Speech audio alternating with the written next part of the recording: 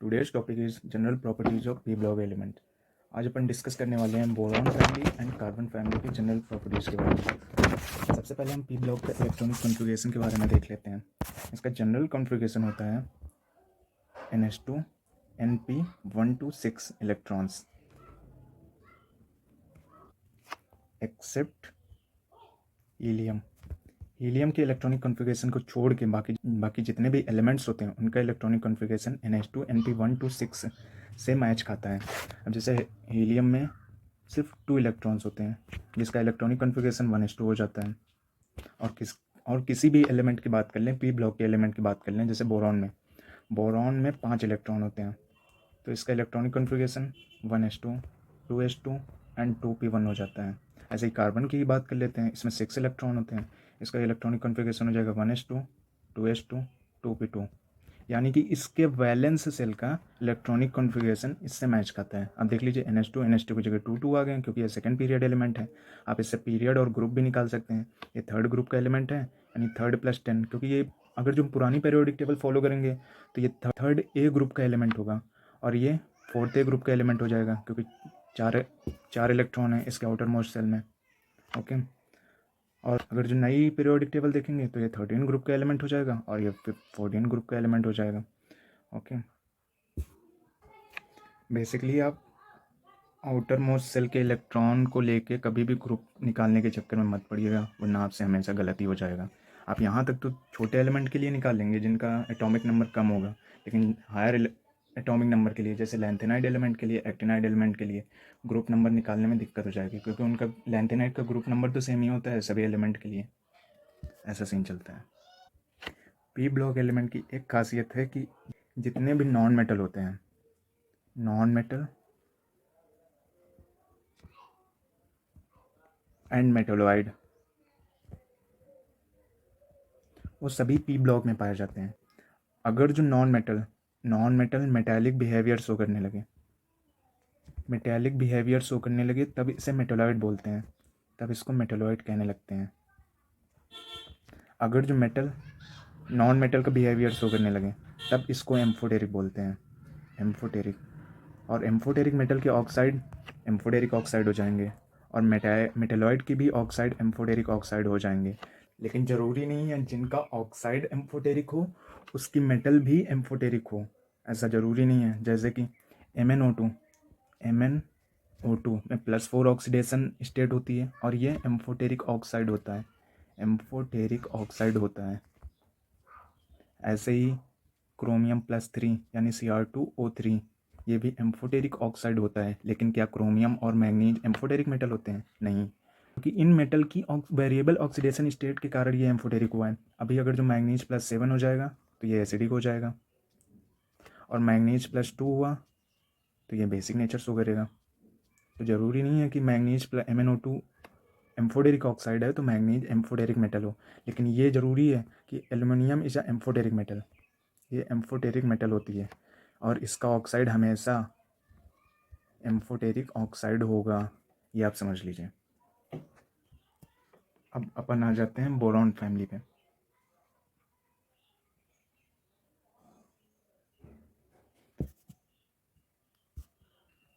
हम बेसिकली एक काम कर सकते हैं कि पी ब्लॉक में जितने भी मेटल्स हैं उनको याद कर लीजिए group wise: boron family, carbon family, nitrogen family, oxygen family, halogen family and zero group.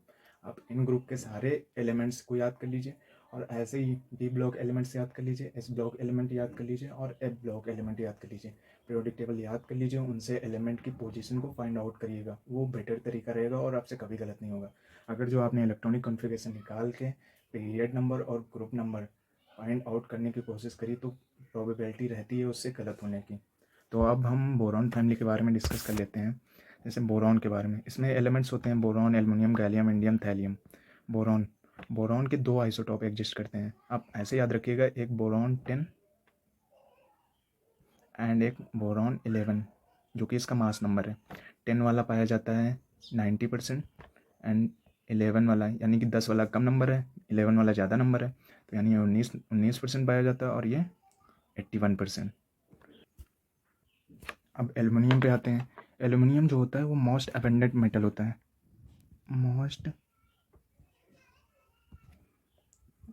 abundant metal, and third most abundant element, third most abundant element होता है आफ्टर ऑक्सीजन एंड सिलिका। तो यानी metal जो सबसे ज़्यादा होता है वो एल्युमिनियम होता है, और जो अर्थ क्रस्ट में पाया जाने वाला थर्ड मोस्ट अबंडेंट एलिमेंट होता है वो एल्युमिनियम होता है। अब हम बात करते हैं बोरॉन की। बोरॉन जो होता है उसके नेचर के बारे में, यानी कि वो मेटल होता है कि नॉन मेटल होता है कि एम्फोटेरिक होता है। लेकिन एनसीईआरटी में हम एनसीईआरटी बेसिकली फॉलो करते हैं, और मैं जितने भी आपको पॉइंट बता रहा हूँ वो सारे एनसीईआरटी के पॉइंट्स हैं, जो कि कंपटीशन के लेवल से बहुत कंपटीशन के पॉइंट ऑफ व्यू से बहुत इंपॉर्टेंट होते हैं, क्योंकि chemistry NCERT it must for every competition. तो बोरॉन जो एनसीईआरटी में लिखा हुआ है वो लिखा हुआ है कि ये basically non metallic character show करता है, यानी ये नॉन मेटल होता है, और बाकी जितने भी अदर एलिमेंट हैं वो सभी मेटल्स होते हैं। अब इनके इलेक्ट्रोनेगेटिविटी के बारे में डिस्कस कर लेते हैं। इसकी बोरॉन की 2.0, aluminium 1.5, gallium 1.6, indium 1.7 and thallium 1.8। हम जो देखते हैं बेसिकली कि ग्रुप में जो जनरल ट्रेंड होता है इलेक्ट्रोनेगेटिविटी का, वो नीचे आने पे इलेक्ट्रोनेगेटिविटी डिक्रीज करती है, लेकिन आप यहाँ देखेंगे कि सबसे कम इलेक्ट्रोनेगेटिविटी एल्यूमिनियम की है, जो कि 1.5 है। अगर जो क्वेश्चन आएगा कि बोरॉन फैमिली में सबसे कम इलेक्ट्रोनेगेटिविटी किसकी होती है, तो हम थैलियम आंसर नहीं करेंगे, हमारा आंसर होगा एल्यूमिनियम। एल्यूमिनियम की सबसे कम इलेक्ट्रोनेगेटिविटी होती है, और सेकेंड नंबर पर सबसे ज़्यादा इलेक्ट्रोनेगेटिविटी आफ्टर बोरॉन थैलियम की होती है। अगर जो हम सीरीज बनाएंगे तो सबसे पहले बोरॉन आएगा, फिर thallium, indium, gallium, then aluminium. Aluminium की सबसे कम इलेक्ट्रोनेगेटिविटी होती है। डेंसिटी की बात कर लेते हैं, तो डेंसिटी ओवरऑल इंक्रीज करती है top to bottom in boron family. Density का फंडा तो सिंपल है। अब मेल्टिंग पॉइंट की बात कर लेते हैं। मेल्टिंग पॉइंट गैलियम तक डिक्रीज करता है, फिर इंक्रीज करता है, लेकिन उतना नहीं इंक्रीज करता है कि एल्यूमिनियम को क्रॉस कर जाए, यानी कि गैलियम तक डिक्रीज करा। अब देखेंगे कि गैलियम का मेल्टिंग पॉइंट 303 केल्विन है, यानी कि 30 डिग्री सेल्सियस। तो ये गर्मियों में, ये मेटल गर्मियों में लिक्विड स्टेट में होती है। और अगर जो हम कॉमनली बच्चों को एक्सपेरिमेंट दिखाना चाहें, तो एक गैलियम का बना हुआ चम्मच अपने हाथ में भी आप पिघला सकते हैं। अब बात करते हैं बॉइलिंग पॉइंट की। बॉइलिंग पॉइंट और मेल्टिंग पॉइंट सबसे ज़्यादा बोरॉन का होता है। मैं ये नहीं कह रहा हूँ कि आप ये नंबर याद रखिए, लेकिन ये जरूर याद रखिए कि ट्रेंड कौन सा फॉलो कर रहे हैं, किसका melting point, boiling point, electronegativity किसका कम होता है, किसका ज़्यादा होता है। आप ये जरूर याद रखिएगा, सबसे ज़्यादा boiling point and melting point boron का होता है। फिर बॉइलिंग पॉइंट के सीरीज में जाएंगे तो इस नीचे जाने पर डिक्रीज हो रहा है कॉन्टीन्यूसली। अब इसका मेल्टिंग पॉइंट 303 केल्विन है और इसका मेल्टिंग पॉइंट 2676 केल्विन है, यानी कि इसीलिए जो गैलियम का यूज करते हैं वो हम टेम्परेचर को मेजर करने के लिए यूज करते हैं, क्योंकि इसका मेल्टिंग पॉइंट बहुत कम है लेकिन इसका बॉइलिंग पॉइंट बहुत हाई है। ओके, अब साइज की बात कर लेते हैं। साइज में बोरॉन से बड़ा एल्यूमिनियम, यानी कि हम जनरल ट्रेंड जो देखते हैं नीचे जाने पे साइज इंक्रीज करता है। बोरॉन से बड़ा एल्यूमिनियम से छोटा हो जाता है गैलियम। क्योंकि यहाँ ट्रांजिशन कॉन्ट्रैक्शन एक्ट करने लगता है। ट्रांजिशन कॉन्ट्रैक्शन क्यों आता है? Due to vacant d orbital. फिर इंडियम का बड़ा हो जाता है और इंडियम थैलियम अप्रॉक्स सेम ही रहते हैं। क्यों? थैलियम का स्ट्रक्चर इंडियम से बड़ा होना चाहिए, लेकिन यहाँ पे एलसी तो एक्ट पहले से ही कर रहा होता है और बाद में टीसी भी एक्ट करने लगता है। इंडियम और थैलियम अप्रॉक्स सेम हो जाते हैं। क्यों? क्योंकि थैलियम में टीसी तो एक्ट कर ही रहा होता है, ट्रांजिशन कॉन्ट्रैक्शन तो हो ही रहा होता है, और एक और कॉन्ट्रैक्शन आ जाता है जिसको लैंथेनाइट कॉन्ट्रैक्शन बोलते हैं। अब हम बात करते हैं आयोनाइजेशन एंथैल्पी की। आयोनाइजेशन एंथैल्पी का ट्रेंड बोरॉन फैमिली में मोस्ट इंपॉर्टेंट होता है। यहाँ कोई अप्रोप्रिएट ट्रेंड नहीं फॉलो होता है। बोरॉन का ज़्यादा हुआ एल्यूमिनियम का कम हो जाता है गैलियम का फिर ज़्यादा हो जाता है इंडियम का, और इंडियम से ज़्यादा फिट है थैलियम को हो जाता है। तो बेसिकली मैंने यहाँ एक नंबर लिख रखा हुआ है 153 एंड 24। ये होता है, आप ऐसे याद कर लीजिए, यानी 153 एक की जगह बोरॉन रख दिया, सबसे ज़्यादा बोरॉन का होता है।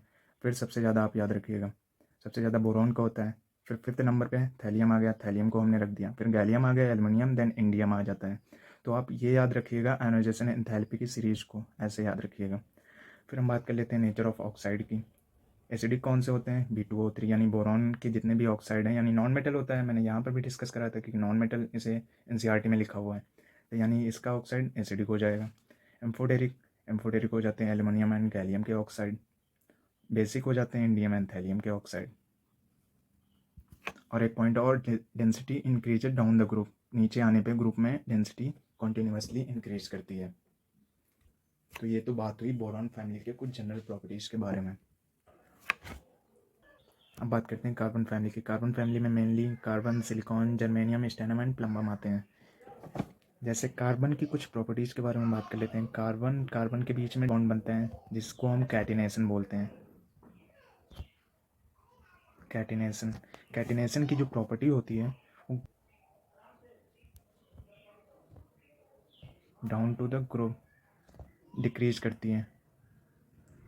क्यों? क्योंकि ऑर्बिटल का साइज बढ़ने की वजह से। और left to right in period, left to right जाने पे भी डिक्रीज करती है कैटिनेशन की प्रॉपर्टी। क्यों? दोनों का रीजन अलग है।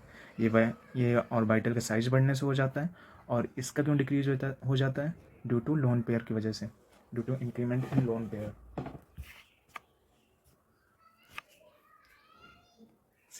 Silica is second most abundant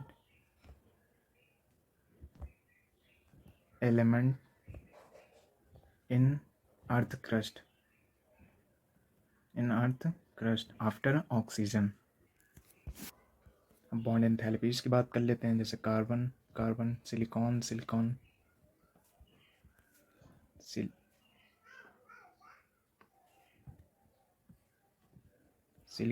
silica, germanium, stannum, इनमें नीचे जाने पे ऑर्बिटल का साइज इंक्रीज हो रहा है, जिनकी वजह से इनकी बॉन्ड एंथैल्पी नीचे जाने पे डिक्रीज होगी। तो हम बॉन्ड एंथैल्पी किसे कहते हैं? बॉन्ड को तोड़ने में खर्च की गई एनर्जी को बॉन्ड एंथैल्पी बोलते हैं। इसका बॉन्ड छोटा होगा वो बॉन्ड मजबूत होगा और उसमें ज़्यादा एनर्जी लगेगी उसको ब्रेक करने में। इसीलिए कार्बन की जो बॉन्ड एंथैल्पी होती है वो सबसे ज़्यादा होती है। फिर सिलिकॉन की, देन जर्मेनियम की, एंड आफ्टर स्टैनम की। तो इसकी डाटा मैं लिख के दे रहा हूँ, जो कि NCERT का डेटा है। 348 किलो जूल पर मोल। इसकी होती है 297, इसकी होती है 260, और इसकी होती है 240। यूनिट सेम है सब में। अब आ जाते हैं कॉमन प्रॉपर्टीज़ पे। इलेक्ट्रोनिगेटिविटी का क्या ट्रेंड होता है? इसकी 2.5, 1.8, 1.8, 1.8, देन 1.9, यानी कि बीच के तीनों एलिमेंट की इलेक्ट्रॉन निगेटिविटी सेम है। आप इसे याद कर लीजिएगा।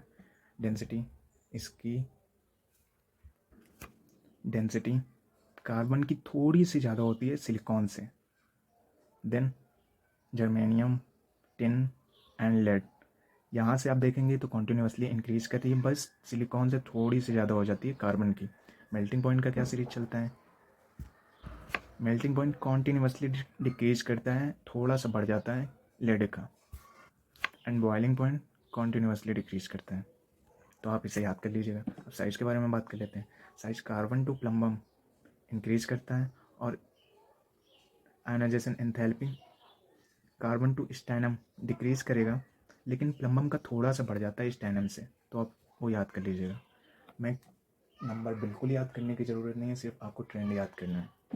फिर नेचर ऑफ ऑक्साइड की बात कर लेते हैं।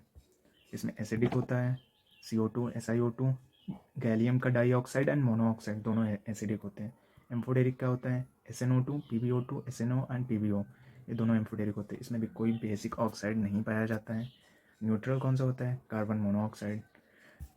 पूरी इनऑर्गेनिक केमिस्ट्री में सिर्फ 3 न्यूट्रल ऑक्साइड होते हैं। एक CO तो मैंने बता ही दिया, एक होता है N2O एंड एक होता है NO। ये भी न्यूट्रल ऑक्साइड ही होते हैं। टोटल 3 न्यूट्रल ऑक्साइड होते हैं। अब हम कुछ बेसिक बातें कर लेते हैं सिलिकॉन डाइऑक्साइड के बारे में। ओके, सिलिकॉन डाइऑक्साइड, जिसको हम बेसिकली सिलिका भी बोलते हैं। 95 अर्थ क्रस्ट का फॉर्मेशन सिलिका और सिलिकेट्स से होता है। सिलिकेट्स के बारे में मैं अलग से डिस्कस कर लूँगा, अभी मैं सिलिका के बारे में डिस्कस कर रहा हूँ। सिलिका अपने कई इलेक्ट्रोपिक फॉर्म शो करता है, जिसमें से क्रिस्टलाइन फॉर्म होती हैं और एमॉर्फस फॉर्म होती हैं। एमॉर्फस फॉर्म होती हैं।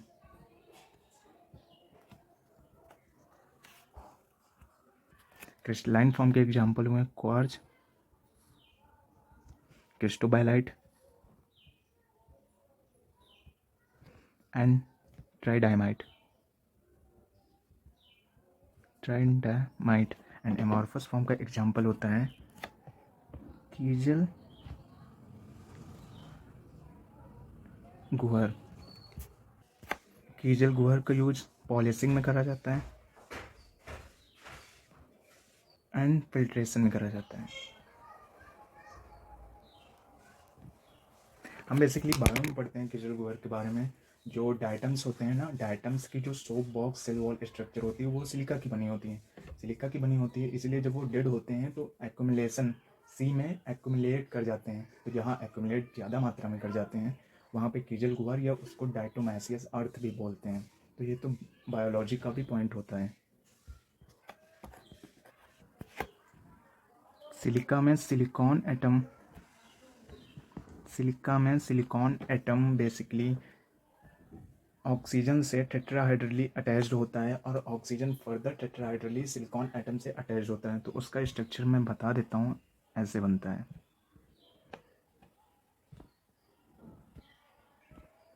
जो कि एनसीईआरटी में मेंशन है।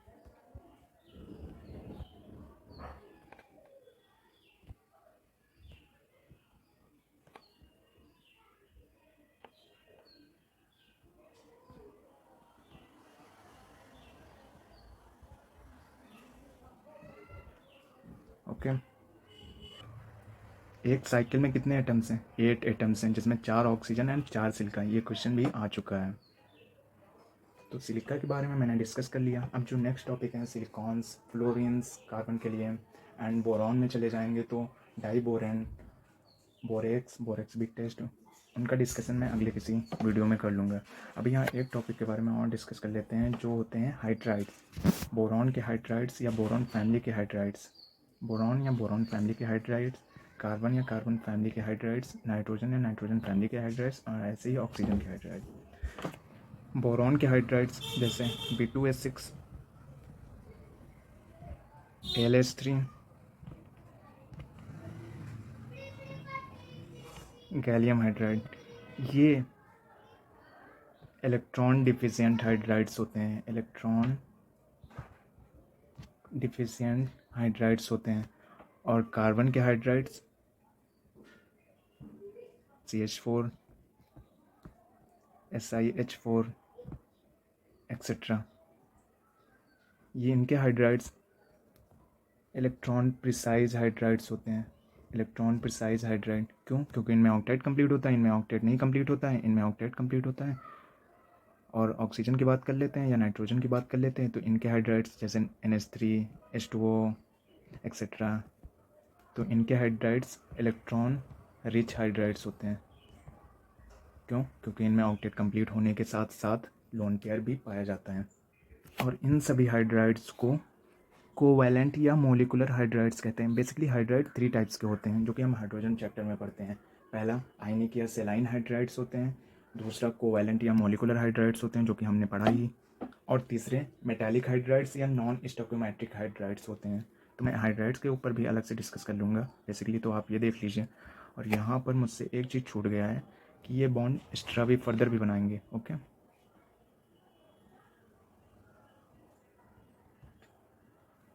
डन। चलिए यहाँ पे ये लेक्चर को ख़त्म करते हैं। Thank you so much for watching this.